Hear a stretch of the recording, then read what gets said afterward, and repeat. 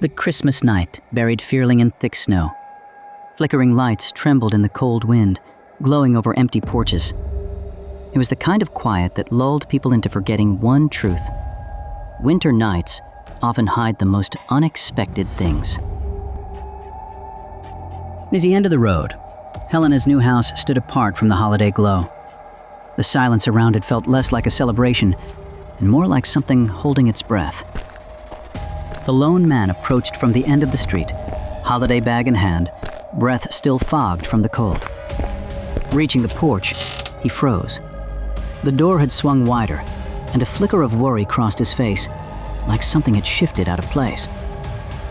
As he stepped inside, the room fell silent. The bag dropped with a cold thud. Beneath the glowing Christmas tree, Helena lay on her side, motionless, her loose hair catching the shifting lights, painting her pale face with a glow that felt painfully wrong.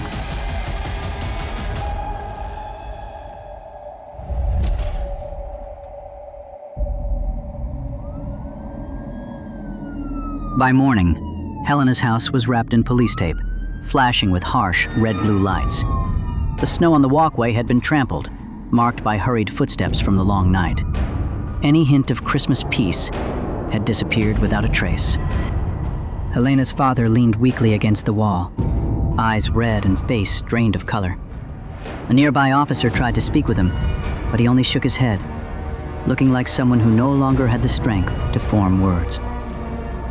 An investigator replayed footage from the man's workplace, showing him leaving late and nowhere near the neighborhood. The solid timestamp pushed him off the suspect list quickly, at least for the moment. Patrick and Bridget stood behind the tape, scanning every detail inside the living room. The tree leaned slightly, broken gift boxes littered the rug, and messy footprints circled the area. Small details, barely noticeable, but each one felt out of place. A neighbor approached the officers, speaking in a low, uneasy tone. Patrick caught fragments.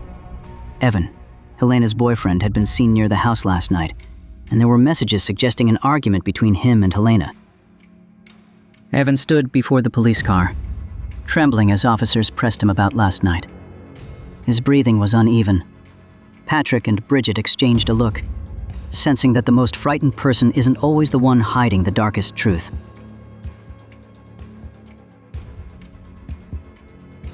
In the cramped waiting room, thick with the smell of paper and ink, Evan sat curled up in the last chair. Patrick and Bridget stepped inside, using the excuse of being friends to visit him.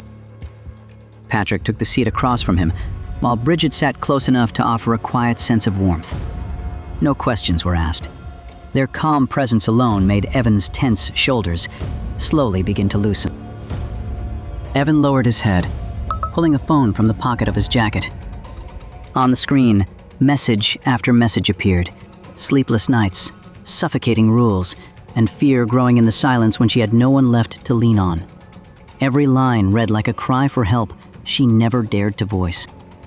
Evan stopped at the final message, where Helena's words grew frantic and uneven. The sentence broke halfway through, showing only, "He isn't my real father. I'm scared," before cutting abruptly, as if someone erased the rest moments later. Patrick compared Evan's screen with the police report. Messages Helena had sent at night, filled with fear and desperation, were nowhere to be found in the phone recovered at the scene. Back across the street, Patrick paused at the window. Helena's stepfather sat slumped, exhaustion hanging off him, until he suddenly glanced around and bent toward the base of the Christmas tree, making a swift, suspicious motion. It lasted only a second, but it made Patrick freeze. Something at the base of the tree didn't match the image of a grieving man. Bridget glanced over, noticing the shift in Patrick's eyes, sharp now and carrying a new suspicion.